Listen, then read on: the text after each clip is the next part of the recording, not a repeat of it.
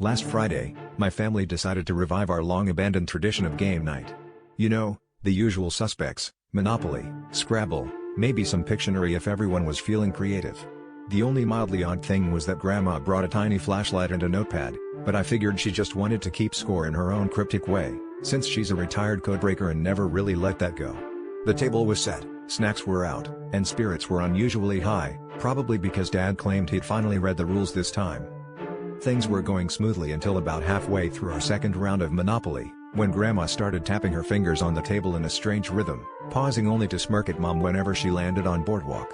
At first, we thought she was just fidgety, but my little sister, who just finished a Morse code unit in Scouts, suddenly gasped. Turns out Grandma wasn't just tapping, she was trash-talking us in Morse code. Every time someone bought a property, she'd tap out "nice try, rookie" or "hope you like jail," all while maintaining perfect eye contact and an innocent smile. Not to be outdone, Grandpa, who's never been one to back down from a challenge, started taking a suspicious interest in the real estate market. He began buying houses not to build hotels, but to flip them. He'd buy low, then convince my cousin to swap for a railroad at market value, then sell the house back to the bank at a profit. Before long, Grandpa had a tidy stack of $500 bills and was insisting we call him the Tycoon.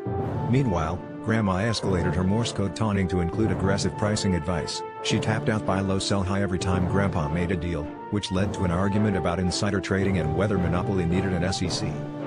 By the end of the night, Dad was bankrupt, Mom was consulting Google for Morse code comebacks, and my sister was demanding a rematch. But the real kicker?